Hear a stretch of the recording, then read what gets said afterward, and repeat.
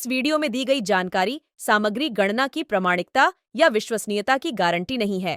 सूचना के विभिन्न माध्यमों ज्योतिष, पंचांग, प्रवचनों, धार्मिक मान्यताओं, धार्मिक ग्रंथों आदि से संकलित करके यह सूचना आप तक प्रेषित की गई है। हमारा उद्देश्य सिर्फ सूचना पहुंचाना है। पाठक या उपयोगकर्ता इसे सूचना समझकर ही ले। इसके अतिरिक्त इसके किसी भी तरह से उपयोग की जिम्मेदारी स्वयं उपयोगकर्ता या पाठक की ही होगी।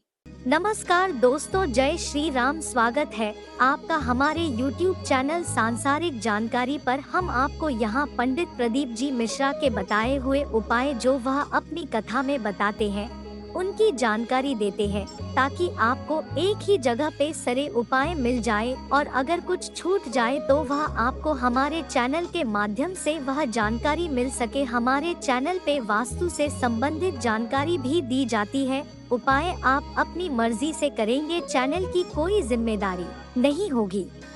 ज्योतिष शास्त्र में हर ग्रह का अपना एक अलग रंग और भाव है। इन सभी रंगों का प्रभाव हमारे जीवन पर पड़ता है। कुंडली में ग्रह दोष को दूर करने के लिए उन ग्रह से संबंधित रंगों की वस्तुओं का प्रयोग करने की सलाह दी जाती है। ज्योतिष शास्त्र में शनि का विशेष महत्व है। यह मकर और कुंभ राशि के स्वामी हैं। शनि एक राशि में करीब 2.5 साल तक रहते हैं। मेना धन्या कला का जो चरण लगा वो श्रेष्ठता नहीं थी। जो अधोगति में चले जाते हैं, अचानक जिनके प्राण छूट जाते हैं, उनके लिए ये कथा कर रही।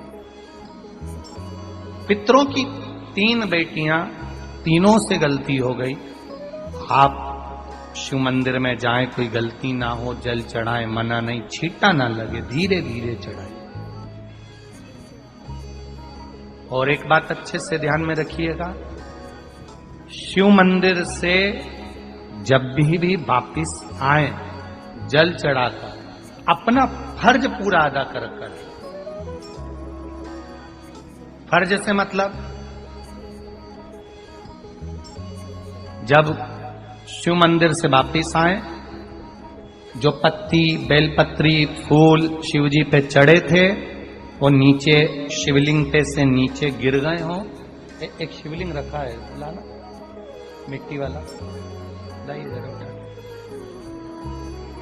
अब छत्तीसगढ़ में कथा चल रही, थोड़ा ध्यान से सुन लोगे एकांतेश्वर शिवलिंग का पूरा वृत्तांत। तो आप लोग जो पशुपति व्रत कर रहे हो या कोई भी उपास करते हो, कई लोग कहते हैं हमने करा नहीं हुआ। क्यों नहीं हुआ? उसमें हमारी गलतियों को हमें चाहिए। ये देखिए,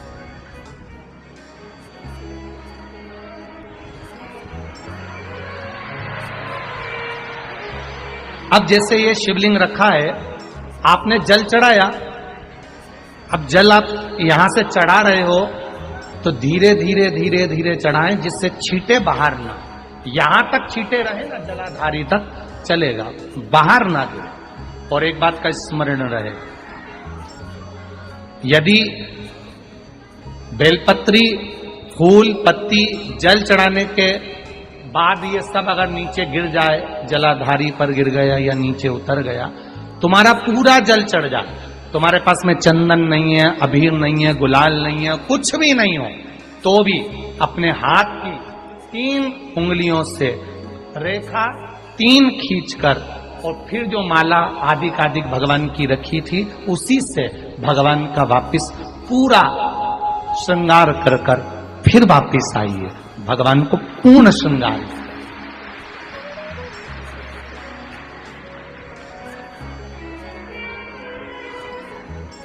भगवान का पूर्ण श्रृंगार कर आइए। कई लोग जल चढ़ाने के बाद में भगवान का जो फूल पत्ती नीचे रखी रहती है, आप, हम ये नहीं कह रहे कि आप अपने घर से लेकर जाओ, आपके पास में कुछ नहीं, 1 लोटा जल चढ़ाओ। जल चढ़ाया, जो फूल पत्ती नीचे रखी हुई है उसी को उठाकर, उसको रखकर, उसी फूल से भगवान का खूब सुंदर भगवान का कर फिर आइए।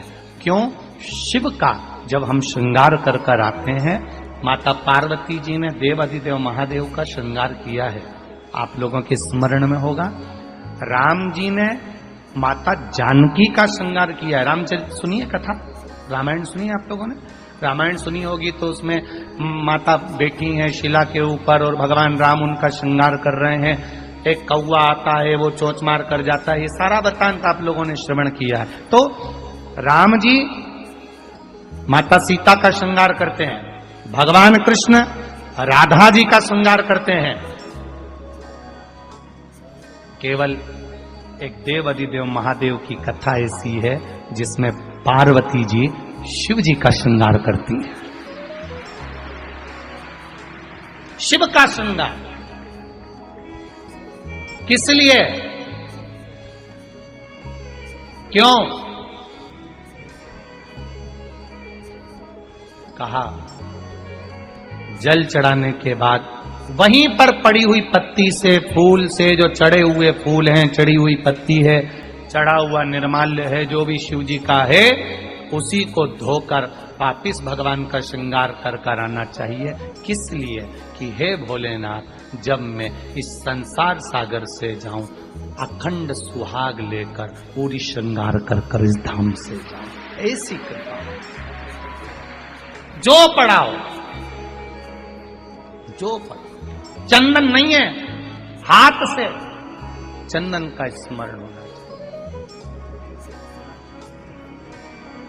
नहीं है हमारे पास लगाने को रोली, मौली, चंदन, जो भी आपके पास में है, अबीर, गुलाल नहीं, अपने मन का गुलाल लगाइए, अपने मन का दिल से रिझाने का प्रयास। ले जाओ, ले जाओ, दिल से चढ़ाइए।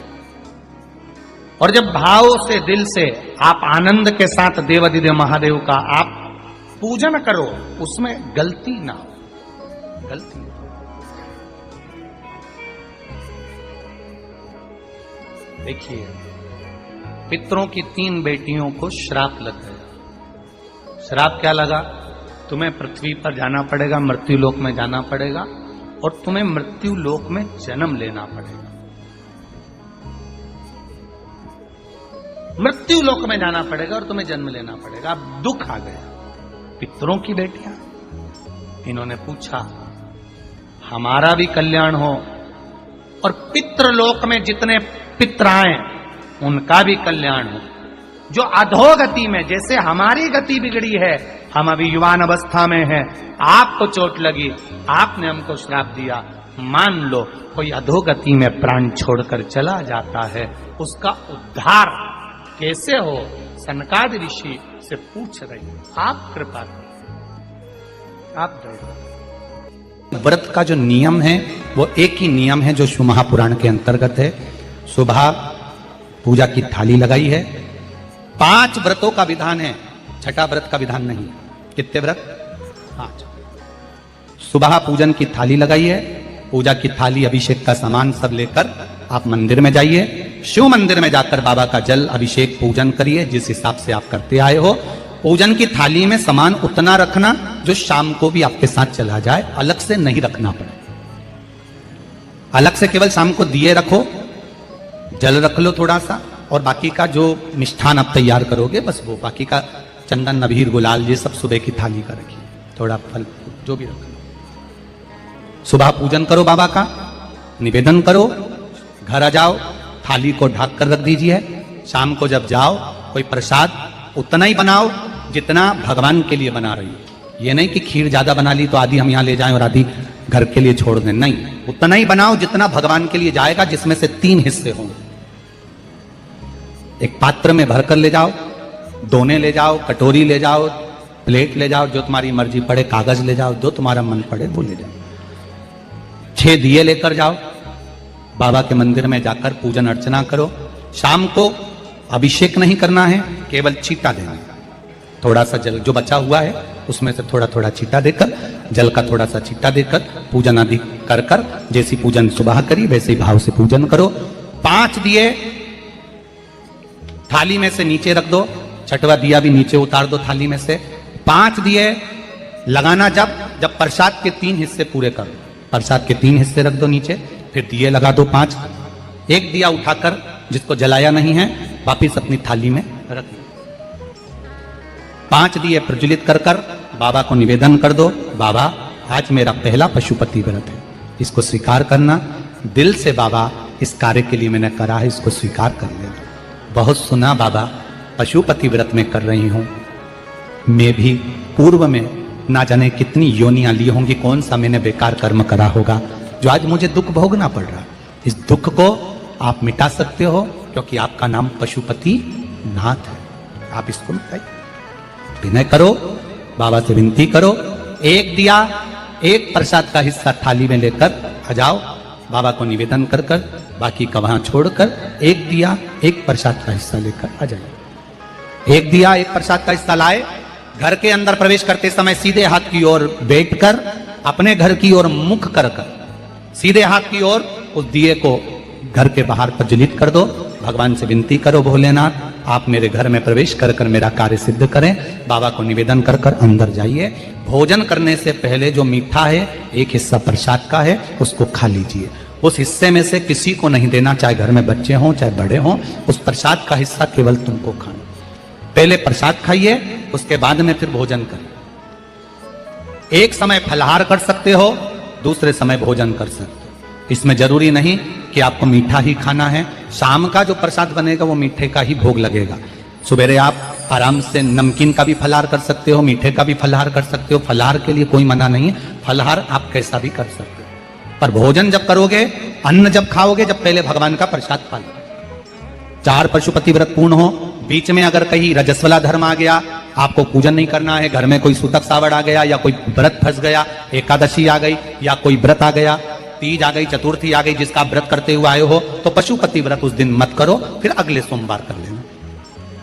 3 हो गए, एक रह गया बीच का, उसको अगले में करो, वो चौथे में गिनती में आ जाए। 5वां छूट गया, कोई बात नहीं, 1 महीने बाद तो होगा, 8 दिन बाद तो होगा, 15 दिन बाद तो होगा, फिर उसको गिन लो, 5वां होगा।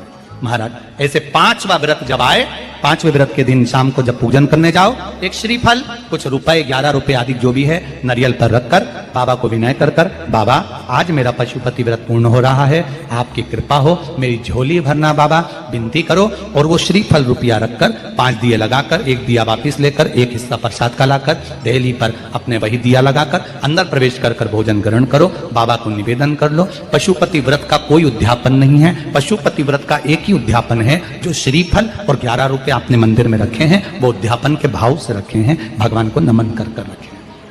ये पशुपति व्रत।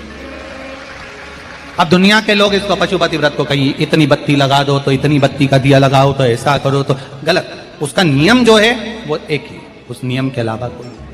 आप प्रेम से करो, स्नेह से करो, उसको दिल से विचारो, मन से विचारो।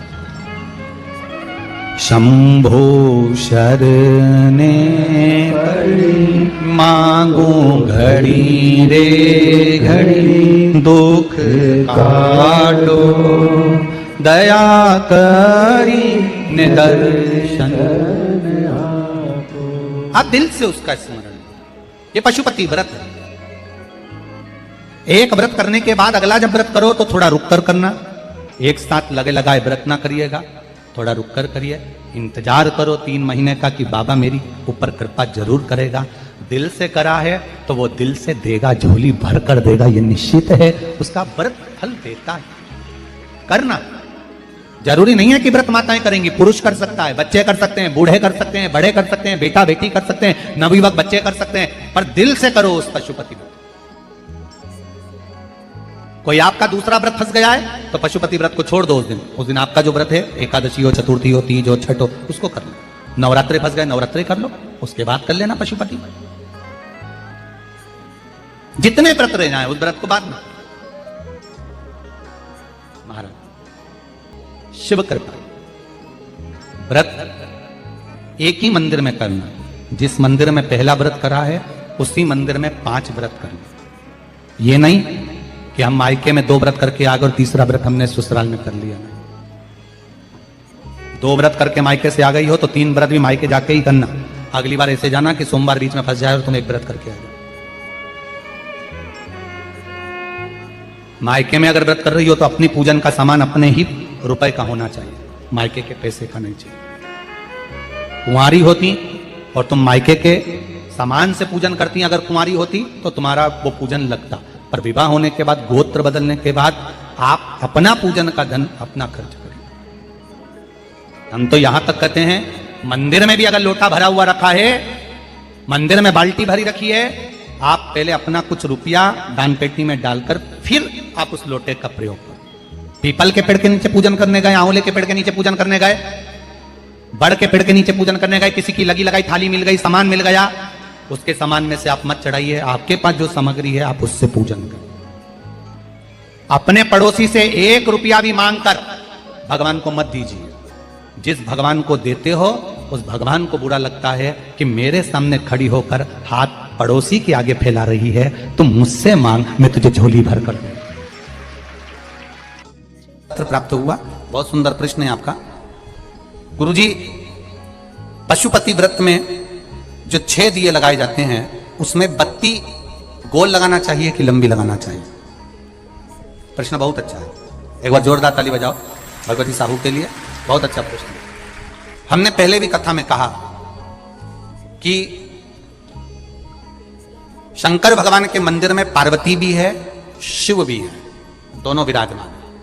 आप दोनों तरह की बत्ती शंकर के मंदिर में लगा सकते हैं। जहां देवी के मंदिर में अकेली देवी होती है तो वहां पर फिर लंबी बत्ती का क्रम आ जाता है।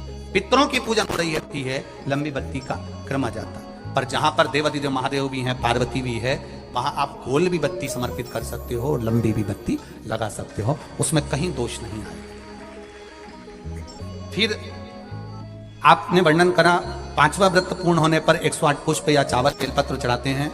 सबको एक साथ चढ़ा देना चाहिए कि एक एक करके चढ़ाना चाहिए? वैसे शास्त्र रीति के अनुसार पशुपति व्रत में जो 5वां सोमवार पूर्ण होगा और आप 108 अगर कोई वस्तु चढ़ा रहे हो तो एक एक कर श्री शिवाय नमस्तुभ्यम, श्री शिवाय नमस्तुभ्यम, एक एक कर चढ़ाना चाहिए। एक साथ हाथ में लिया और एक साथ नहीं चढ़ा, एक एक कर समझ। बहुत अच्छा प्रश्न है।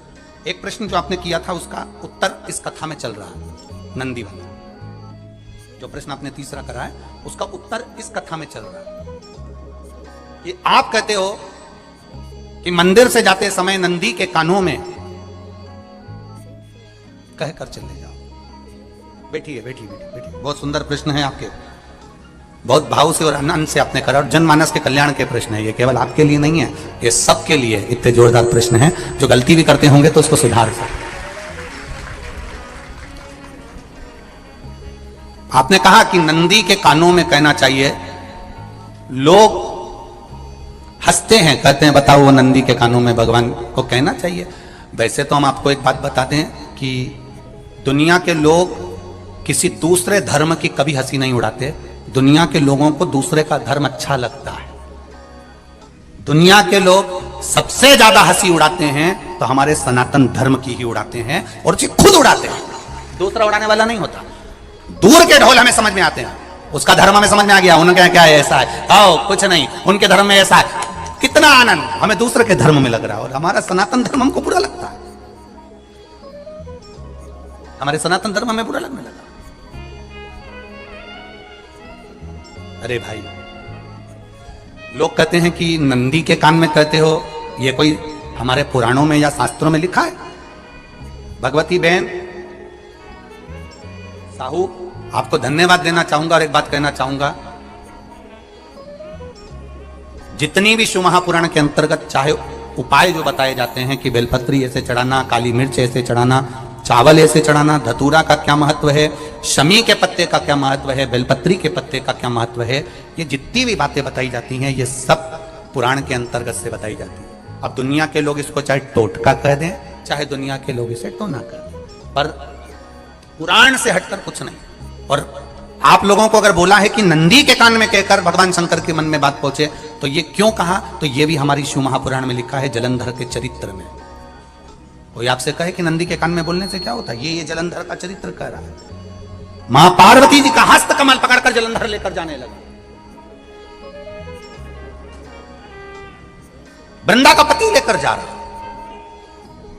वृंदा तो भगवान की भक्ति में लीन रहती थी, उसको तो जलंधर को सबसे ज्यादा तकलीफ थी नारायण से, पर शिव के पास आ गया क्योंकि ईर्षा प्रवृत्ति, अभी कथा में कहा, कोई कोई ऐसा होता है जिसको तुमसे बेर नहीं होता तो भी अंदर से ईर्षा जाग जाती है। कोई कोई ऐसा होगा जिसको अंदर से ईर्षा जागती है, अपने आप अंदर से ईर्षा जागती है, उसका कोई बेर नहीं, पर ईर्षा जागती है, भीतर से ईर्षा जागती। ना आप उससे मिले हो, ना कभी वो आप उसके सामने बैठे हो, कई लोग किसी ना किसी की बुराई करते हैं तो हम लोग पूछ भी लेते हैं, क्यों साहब उनसे मिलकर आए हो क्या तुम? कभी नहीं मिल किया, कभी उनका सामना हुआ नहीं हुआ, तो फिर बुराई क्यों कर रहा? एक ने कर दी थी इसलिए हमारे ध्यान में था तो हमने भी कर दी। लो, वो कुआं में डूब के मरेगा तो तू भी मरेगा का? नहीं। नंदी सामने बैठा है, गणेश जी को मालूम पड़ गया, कार्तिकेय को मालूम पड़ गया, मां पार्वती जी का हस्त कमल जलंधर ने पकड़ लिया और लेकर चला। मालूम पड़ तब नहीं रहा गया। गणेश जी को क्रोध आ गया और गणेश जी महाराज आए, शिव जी को जगाने लगे। पिताजी पिताजी पिताजी कर कर चलाया, उठो पिताजी, पिताजी उठिए, पिताजी जागिए। पिता को जगा रहे हैं। भगवान शंकर नहीं उठे, तप में लीन थे। क्या करें हम? जलंधर के पास में इतना बल है, इतना बल है, और पिता की आज्ञा नहीं होगी तो हम कैसे मार देंगे इसको? मारने को तो मार दें। मां ने आज्ञा करी थी कि जलंधर उसको तारकासुर को मार दो, तो कार्तिकेय ने तारकासुर को मार दिया। शिव जी की आज्ञा नहीं तो हम इसको कैसे मारें? क्या करें?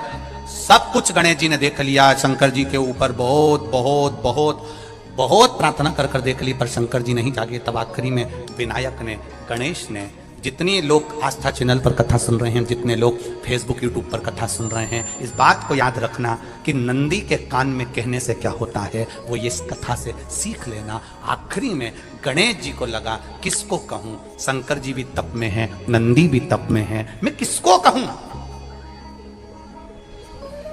शिव जी को कह के कर थक गया, पिताजी को बोल बोल कर थक गया, पिताजी जागते नहीं। अब मैं किसको कहूं ये बात, किससे कहूं?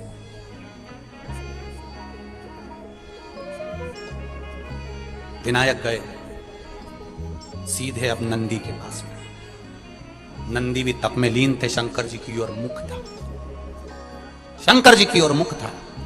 गए और जाकर तुरंत विनायक ने नंदी के कानों में जाकर कहा, नंदीश्वर, मैया का हाथ पकड़कर जलंधर लेकर जा रहा है, पिताजी तप में लीन है, कृपा करिए ना। बस केवल नंदी के कान में कहा, गणेश जी दूर हट गए। नंदी के कान में कहा, शंकर जी के नेत्र खुल गए, शिव जी के नेत्र खुले। ध्यान देना जरा, इस शिव महापुराण की, आशुतोष शिव महापुराण की कथा, जो कथा यहां कही जा रही है, यह कथा पहले के चरित्रों में सुनने को नहीं मिली होगी। जरा ध्यान देना इस संवाद पर। जितने लोग आस्था चैनल पर, जितने फेसबुक यूट्यूब पर सुन रहे हैं, सनातन धर्म की हंसी उड़ाने वाले कह देते हैं नंदी के कान में कहने से क्या होता है, नंदी के सामने जाकर बोलने से क्या होता है, नंदी के पास बैठकर बोलने से क्या होता है, नंदी के पास बैठकर शंकर जी का मात्र दीदार करने से क्या होता है, दर्शन करने से क्या होता है। वो अच्छे से समझ लेना। जो लोग सनातन धर्म पर उंगलियां उठाते हैं वो अच्छे से समझ ले इस बात को।